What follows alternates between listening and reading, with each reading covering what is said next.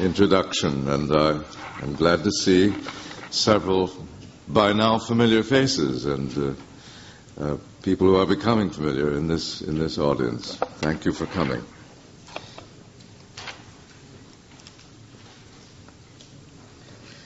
For the sake of any who have joined us midstream, let me begin by reminding you of the thesis, the basic thesis that I'm seeking to develop in these lectures, and I want to indicate where I am in the process of attempting to substantiate that thesis. I believe that the phase of the Christian movement which we call Christendom, that is, the domination of official Christianity in the Western world, that this phase is coming, and indeed has come, to an effective end, despite vestiges of Christendom that continue today and may continue for a very long time. It's as if the mechanism of the clock had stopped, even though the pendulum still swings back and forward on its own momentum. I developed this part of the argument in the first lecture, which I called The Decline and Fall of Christendom. I also find that the Christian churches or denominations are resisting this ending mightily, mostly by repressing their actual awareness of it. And in the second lecture, I explained that part of the reason why it is possible to do this in the North American situation, namely, that our kind of establishment on this continent has been a cultural rather than a legal establishment. That is, it's been an identification of Christianity with general social values and mores of the dominant classes of the society. This has meant that Christianity has been able to seem viable as the majority faith in North America much longer than in the older, legal established situations in European church contexts. In this third lecture, I want to claim that appearances to the contrary, we North American churches are now being visibly pushed to the periphery. And the question that is confronting us in this situation is, are we just going to let this happen to us, or can we give some concrete direction to this process of disestablishment? Can we make this process work for good? Now, not because I am an optimist, but because I believe in God, I believe that we can. We can, in some meaningful sense, disestablish ourselves and, in the process, recover something of our genuine mission in the world. And then in the final lecture tomorrow evening, I shall characterize that genuine mission as the mission of a prophetic minority, salt, yeast, and light, distinct from the social milieu of which it is part, and yet assuming a new kind of responsibility for its host society and for the evolving of God's good earth. The first subtitle tonight is The Reality of Our Disestablishment. The reality of our disestablishment, and I engage in this partly because after the first lecture somebody said, please quote me chapter and verse about the actual statistics of our disestablishment. So this, I hope, will answer partly at least that question.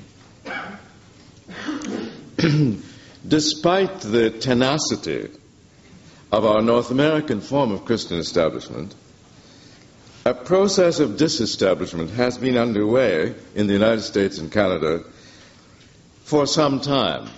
At least since the end of World War II, it has been visible. Hence, the effective distancing from the dominant culture is occurring quite apart from any determination on the part of the church bodies concerned. We are no longer really mainline churches or major denominations in anything but the historical sense of having grown out of older families of Christendom. We are not mainstream churches, if that term implies, as it seems to imply for most people, a certain social status, a status of unquestionable social respectability, a status of right-thinking American and Canadian Christianity, a status of being accepted as the official, unofficial cults of our dominant culture. I think we may be allowed to play that role here and there, but I also think that we are deluded if we imagine that it's a part that our society reserves for us alone, or that it will simply be held open for us, world without end.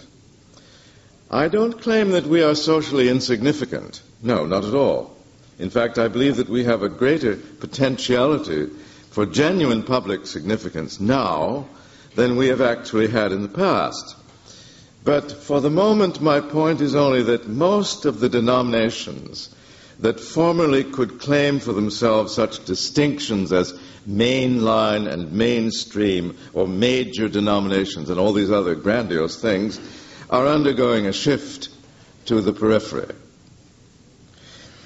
This shift is partly, but only partly, made conspicuous at the quantitative level. According to the recent study, Christianity, a Social and Cultural History, edited by Howard Clark Key, and I quote, "Most of the denominations that dominated America's religious life before the Civil War, in brackets, Congregationalists, Episcopalians, Presbyterians, and Methodists, are in decline," unquote. Between the years 1940 and 1986, this study goes on, there was an increase in the population of the United States from 130 million to 240 million, a rise of 83%. And I quote again, "Denominations defined by their European origins, for example, Lutherans and Mennonites, have grown at rates roughly comparable to the rise of population. Most of the older Protestant denominations have had rates of growth considerably below the rise in population, and some of the mainline denominations actually lost membership in the 1970s and 1980s. End of the quote. The American ecclesiastical situation, quantitatively speaking, is of course more impressive, if one wants to think in those terms, than that of Europe. But it would be naive to imagine that North America will continue to differ markedly from Europe in this respect in the century that lies ahead. According to the 1982 edition of the exhaustive World Christian Encyclopedia, an Oxford University Press publication edited by David Barrett, according to the 1982 edition of the World Christian Encyclopedia, and I quote, "White Westerners cease to be practicing Christians at a rate of 7,600 per day." Unquote. John Taylor, in an essay entitled "The Future of Christianity," in the recently published Oxford Illustrated History of Christianity, remarks, and I quote, "There is no society more saturated with Christian influence. Yet the main thrust of that steep rise in the number of people in the world who are without religion has occurred not under anti-religious despotism, but in Western Europe." Unquote. Hans Kuhn's one-sentence summary of the global situation seems to me generally accurate. He writes, I quote, of the 3 billion inhabitants of the earth, only about 950 million are officially Christian, and only a fraction of those take any practical part in the church. Unquote. Now, while statistics are not to be scoffed at by Christian thinkers, they do not, however, tell the whole story. The effective disestablishment of Christianity in its traditional Western form is experienced by all of us at levels of recognition which go deeper than our knowledge of church membership rolls, finances, and other readily quantifiable data of that type. If we've lived in North America for 50 or 60 years, as I have, then unless we're amongst the exceptions, we have witnessed the advent of public attitudes towards religion that are vastly different from those which were prevalent in our teens and 20s. Not only have we seen the rapid growth of an almost complete religionlessness on the part of many of our contemporaries, not only have we observed the erection in our towns and cities of temples, mosques, and pavilions of faiths known to us formerly, if they were known at all, only out of the storybooks of our youth.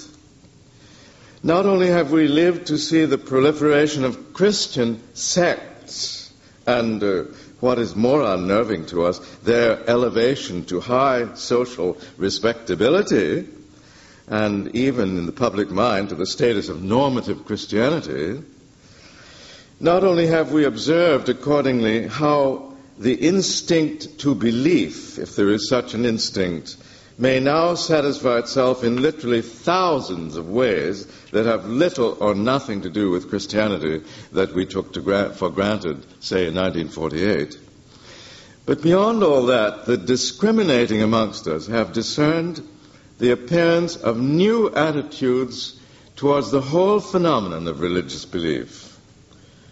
That it is strictly an option, that it is a purely individual decision, that there's no reason why the children of believing parents should be considered potential members of religious communions, that religion may be useful, but that truth does not necessarily apply to this category, and so on and so on. Attitudinal changes. Such non-quantifiable experiences as these, and not only the statistics, were undoubtedly in the mind of the American church historian Robert T. Handy, incidentally a Baptist and one of my teachers, when in the final chapter of his 1977 book, A History of the Churches in the United States and Canada, he wrote, and I quote, "The American and Canadian churches entered the period following World War I, devoted as they'd always sought to be to the services of God and to the continuation of the patterns of Western Christendom. In the half-century following World War I, increasing numbers of persons, both inside and outside the churches, came to believe that their civilization was no longer basically Christian and that Christendom was a fading reality." Robert T. Handy, in his 1977 book, A History of the Churches in the United States and Canada. Now, the question with which such observations as these leave us is not whether we can or cannot continue to assume the supposed privileges of our historical form of establishment. Rather, the question is, as I said, whether we shall simply allow the process of being disestablished to happen to us, or whether, as individuals and Christian bodies, we shall take some active part in directing this process. The process itself, I believe, cannot be reversed. Moreover, I do not believe that Christ's discipleship is well served by trying to reverse it. the scramble to regain or retain or retrieve or recreate Christendom, which is entertained in various forms and programs by several powerful Christian lobbies in North America and beyond, seems to me both socially naive and theologically questionable, even if it could be achieved. And it could not be achieved without violence, psychological, if not physical violence. It would not represent, to me, a faithful rendering of gospel for our context. Those of us who do not entertain the idea of re-Christianizing the West, sorry, that was a mistake. Those of us who do entertain the idea of re-Christianizing the West, I'm not one of them, would do well to consider more carefully the millennium and a half, the 1500 years, during which the Christian religion did dominate Europe and its satellites.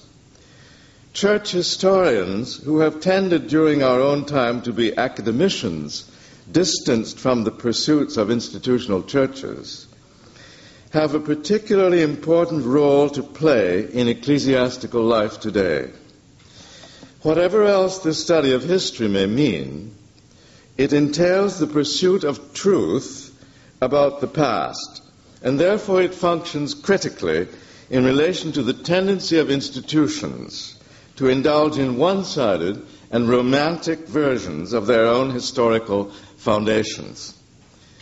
A church history sensing its responsibility for the church in our context, a context in which there is a temptation to attempt to recover Christendom's allegedly glorious past, a church history that is responsible to the churches today is obliged, it seems to me, to keep before the churches the memory of what it was necessary for Christianity to do and to become in order to achieve that state of preeminence that we call Christendom. In particular, such historians would be required to study and communicate in detail the history of Christian attitudes towards and treatment of alternative faiths and minorities of every kind. In particular, whoever thinks that Jesus Christ commands his body to convert everyone to an explicitly Christian faith had better contemplate the long, sad, and often gruesome story of Christian anti-Judaism ending up in Auschwitz. Whoever wants to believe that Christian mission means Christian expansion had better reconsider the terrible devastations wrought in the Americas by Europe's various Christian conquerors, conquistadors. If then we find ourselves amongst those who neither can pretend that nothing has changed, nor ignore the whole situation, nor seek to reconstitute the Humpty Dumpty that was Christendom, and if at the same time we are not content simply to allow the process of disestablishment to happen to us, then the only alternative that remains, it seems to me, is to accept the reality of our new situation, to look for the positive possibilities that it presents for us, and to seek to give meaningful direction to what historical providence appears to have in store for us. We could, of course, simply fall into despair. Many have already opted for that choice. We probably, all of us, know people who have opted for that choice, who find the decline of Christendom so despondent that they don't know what to do. Quietly, they just leave. One can understand this kind of discouragement, but finally, I think it's not necessary. Given a modicum of grace and imagination, thinking Christians today may prepare themselves to see precisely in our disestablishment not an impersonal and inglorious destiny, such as may be the fate of institutions, but the will and providence of God. Our Protestant traditions of theology insist that God is at work in history, and that the divine Spirit creates, recreates, judges, and renews the body of Christ. What's happening to the churches in Europe and in North America today cannot, therefore, but be received by Christians as if it were totally devoid of purpose. The hand of God is in the humiliation of Christendom, and the greatest humiliation of the church is its refusal to be humiliated. Our Protestant traditions of theology also insist that God's hand reaches out, as it were, to the human counterpart, to the covenant partner. History, including the history of the church, when it is Christianly understood, should never be conceived as that which willy-nilly happens to human beings and societies. Even though Christians must reject the modern idea that humans are the autonomous makers of history, the covenantal basis of our faith places upon humankind a participatory responsibility for the unfolding of what seem to be God's purposes in history. Christians understand themselves to be stewards of the mysteries of God. Accordingly, we are called to participate in this judgment which is beginning at the household of faith, and to participate also in the reforming of the household of faith. The Reformation teaching concerning the continuous reformation of the disciple community, semper reformanda, assumes that God permits and commands the church to be involved in its own self-assessment and change, and that when this does not occur, something of the very essence of the church has been forfeited. When, therefore, in the subheading of this second section of my lecture tonight, I affirm that the message of the divine Spirit to the churches in Canada and the United States is disestablish yourselves. When I affirm this, I'm referring to just this kind of participation in divine providence, this kind of stewardship. I think that divine providence is offering us as churches another possibility, a new form, indeed a new life. But we may accept this gift of the new only as we relinquish the old to which we are so stubbornly clinging. We may reform ourselves according to the new only as we intentionally relinquish what belongs to our past, or much of it.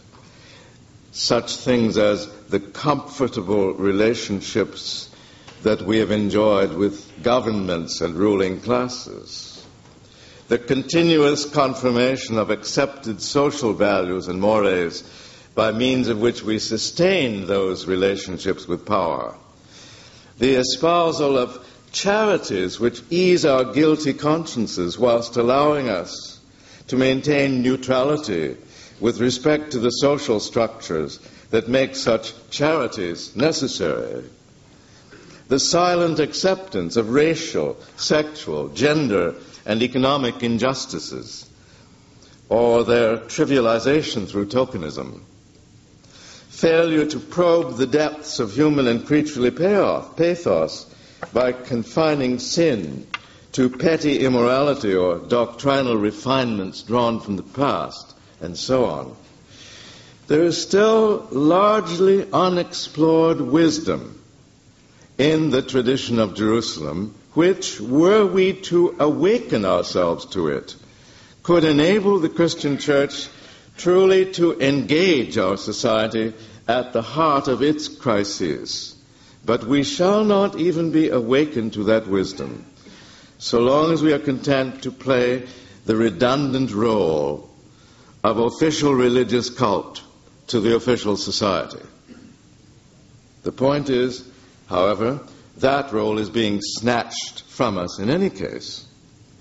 And the perpetuation of such an image of ourselves is in consequence increasingly a pathetic one.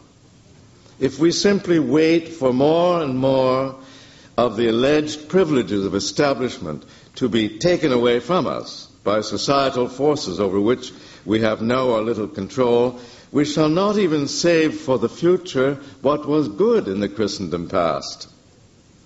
If, on the other hand, we learn how to disengage ourselves, if with courage and trust we release our hold on what we have been conditioned to believe is something like our right, or an immutable form of the church, if, to use a Newer Testamental image, we lose our life, ecclesiastically speaking, then we may in fact gain our life as Christ's living body. At this juncture in our sojourn, intentionality is the key to the future that these old ecclesiastical structures of ours may have. Intentionality is the key. That leads to my third point, disengagement as a work of theology. Having established the necessary background thought, I shall now seek to demonstrate the thesis that, in my view, must be seriously contemplated by all who remain in the once mainline churches of these nations. That thesis could be stated as follows. Intentional disengagement from the dominant culture with which in the past the older Protestant denominations of this continent have been bound up is the necessary precondition for a meaningful re-engagement of our society, more particularly of that same dominant culture. I shall read it again. Intentional disengagement from the dominant culture with which in the past older Protestant denominations of this continent have been bound up is the necessary precondition for a meaningful re-engagement of our society, more particularly of that same dominant culture. Now, the demonstration of that thesis requires 3 steps. First, I must clarify what is entailed, in my view, in the idea of an intentional disengagement from the dominant culture. Second, I must explain, in a general way at least, how such a disengagement could facilitate meaningful re-engagement of that same culture. And third, I must provide enough concrete examples of such a process to give this whole idea contextual credibility. These these 3 tasks will require what remains of this evening's lecture and the 4th and final lecture tomorrow evening. First, then, what is entailed in an intentional disengagement from the dominant culture?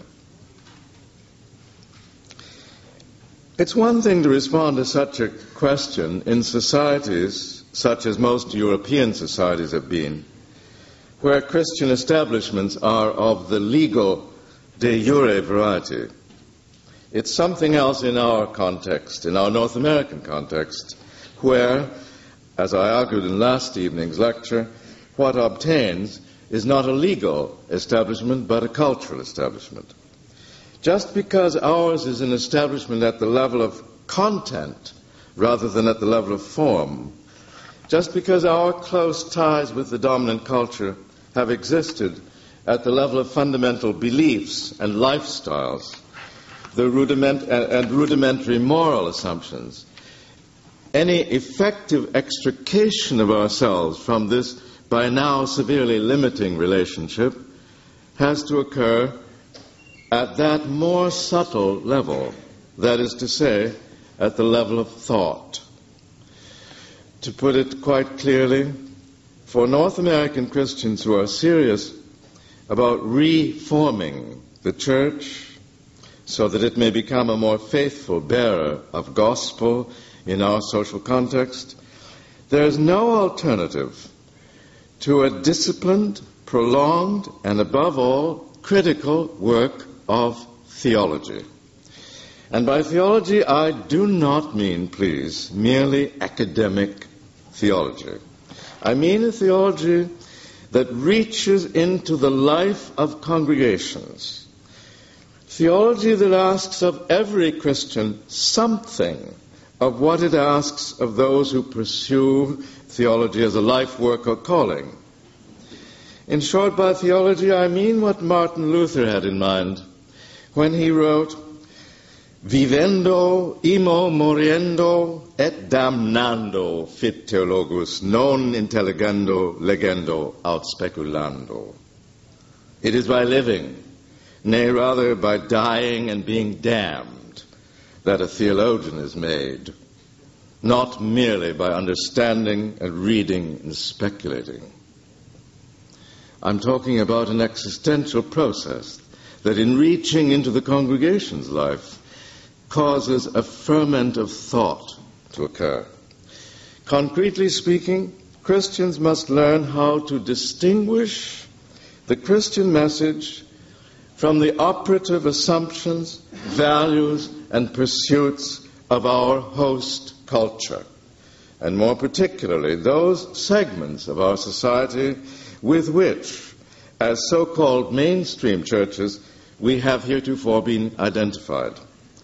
Since most of the denominations in question are bound up with middle-class, Caucasian, and broadly liberal elements of our society, what we shall have to learn is that the Christian message is not just a stained glass version of the worldview of the social stratum with which we have made our bed. Now, that's, of course, easily said. In these days, it's even said rather frequently. But I'm not convinced that it's been grasped by more than a small percentage of Protestant clergy and laity. Moreover, the movements in our midst which have taken seriously the need for Christians in North America to distance themselves from the worldview of their conventional socio-economic constituency seems to me to err often in two fundamental ways. First of all, some of these voices that want us to clear, to get away from our relationship with middle-class dominant cultures, some of these voices convey the impression that such distancing is the very goal for which the church ought to strive, and not just a means to what I called a moment ago our authentic re-engagement of that same society. They give many indications to these voices of disliking the middle-class social stratum and everything that it stands for. They often seem to assume that first world, white, middle-class societies are by definition irredeemable, that they are driven by an irreversible logic of oppression, injustice, and racial exclusivity. They tell us in one way or another that our only salvation as Christians is to dissociate ourselves from our waspish past, or whatever is the equivalent in Germanic, Scandinavian, and other terms, and to align ourselves instead with those whom we oppress. One can understand the peculiar vehemence of such persons, especially those amongst them who know profoundly the plight of the victims that our dominant society has created. But the abandonment of the oppressor is no very likely way of effecting change. Besides, as Wendy Farley, a young theologian in Emory University in Atlanta, has aptly stated, for those adopting this approach, and I quote, sensitivity to injustice and suffering often becomes a new dualism that categorizes human beings according to membership in the group of the oppressed or the oppressor. And she continues, I'm not convinced that this objectification of humanity into victim and executioner does justice to the complexity of the human individual or to the dynamic of evil. The web that unites victim and tyrant in the same person is more complex than the white hat, black hat caricature that seems banal even in its natural habitat, the grade B movie. End of quote. The second questionable way in which minorities in the once mainline churches try to reform the churches is by identifying true Christianity with the adoption of what are perceived as radical positions on various contemporary issues of personal and social ethics. They insist that Christianity means advocating economic reforms aimed at greater global justice, or full-scale disarmament, or the preservation of species, or gender equality, or racial integration, and so forth and so forth. Now, I am entirely in agreement with the ethical conclusions that are suggested in those phrases. But I want to point out that they are conclusions. They are not points of departure. Perhaps the presentation of a radical ethic of economic justice, for example, can be a catalyst sometimes for genuine Christian evangelism. But on the whole, it seems to me, profoundly altered moral attitudes and specific ethical decisions are consequences of hearing gospel. Profoundly altered moral attitudes are consequences of hearing the gospel. When they are presented as if they were immediately accessible to everyone as categorical imperatives, to use the Kantian term, gospel and law are being badly confused. The recent publication, A Social and Cultural History of Christianity, to which I made reference a moment ago, draws attention to one of the unfortunate consequences of this confusion within contemporary Protestant churches. I quote, "The difficulties of the older Protestant denominations may stem from their willingness to embrace ideas and trends as defined by the nation's media and educational elites that are remarkably unrepresentative of the religion, politics, and values of the nation's population." I'm strongly of the opinion that the Christian message erases all distinctions of worth and status between the races and the sexes. But it is the hearing of gospel that achieves this leveling.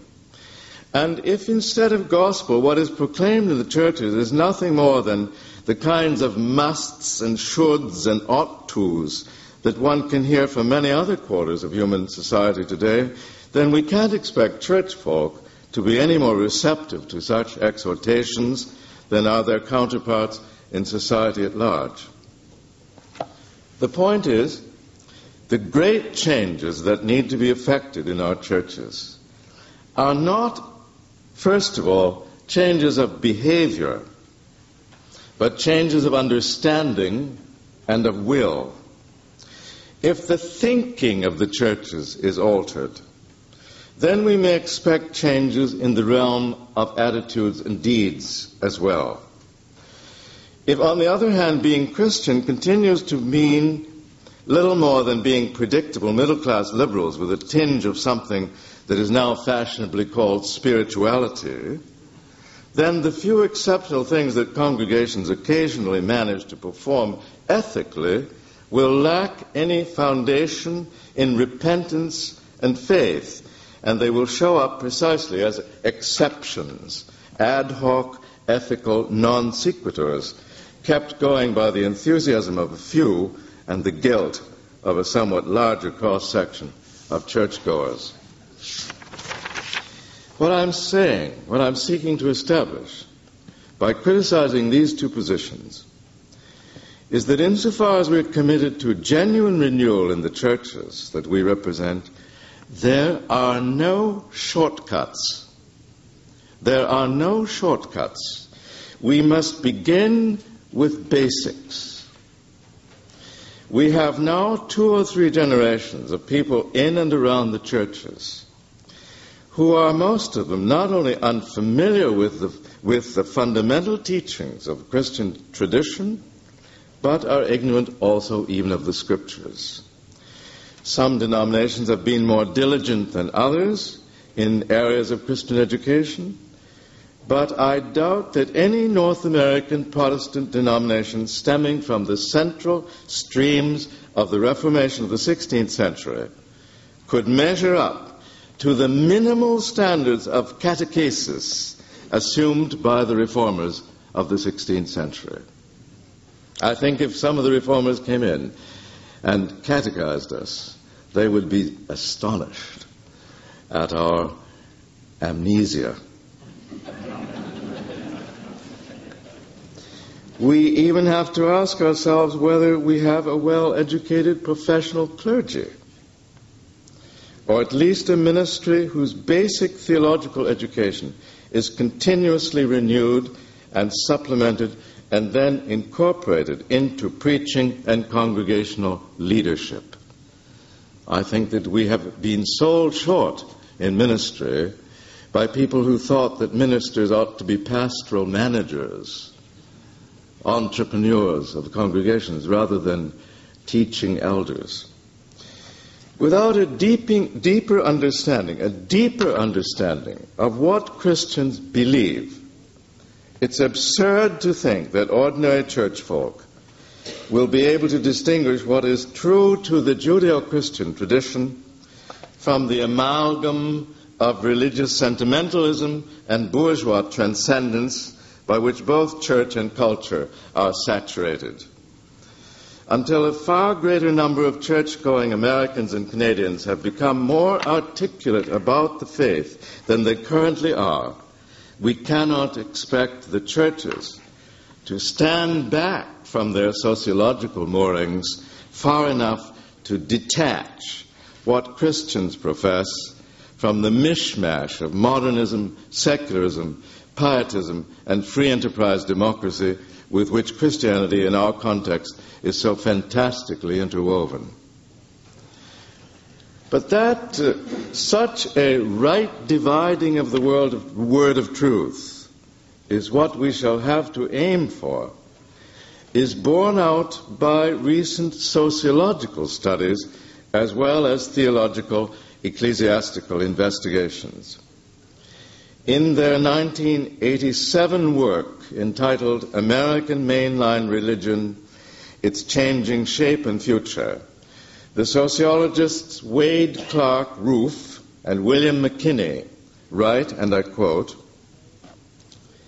"If a revived public church is indeed on the horizon, moderate Protestantism will play a key role in bringing it into being.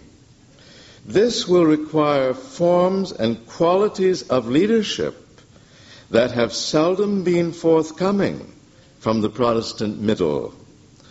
A revitalized ecumenicity and new, bold theological affirmations are critical, especially a theology that resonates with and gives meaning to the experience of Middle Americans."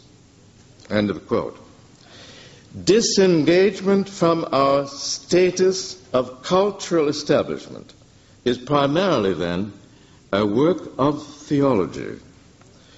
And while that certainly constitutes work, because contemporary Protestants as a whole have not given prolonged thought to the faith, it is also a necessity that is felt by significant minorities within all of the denominations concerned.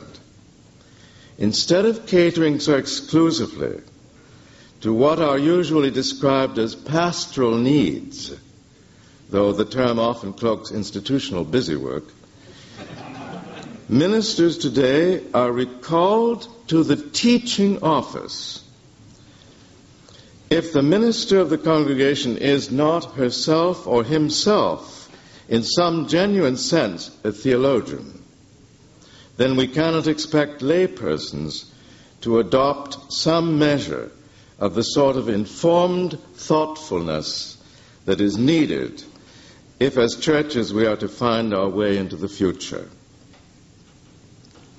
To conclude this present lecture, the opportunity that comes to serious Christians at the very point where Christianity seems to be in decline is an opportunity that has seldom presented itself in Christian history, namely the opportunity actually to become salt, yeast, and light that Jesus in the New Testament speaks of as the very character of the disciple community. To grasp this opportunity, however, we are going to have to relinquish our centuries-old ambition to be the official religion, to be the dominant religion, to be the powerful religion of our society. Ideationally, we must disengage ourselves from our society if we are going to re-engage our society at the level of truth and justice and love. In the final lecture, I'm going to take up this theme of disengaging in order to re-engage. And in this way I shall hope to make concrete the proposal of these lectures, namely, that after Christendom, the Christian movement may get on with being what all along it has been called to be, the cruciform body of Jesus Christ, a priestly and prophetic community of the way. Thank you.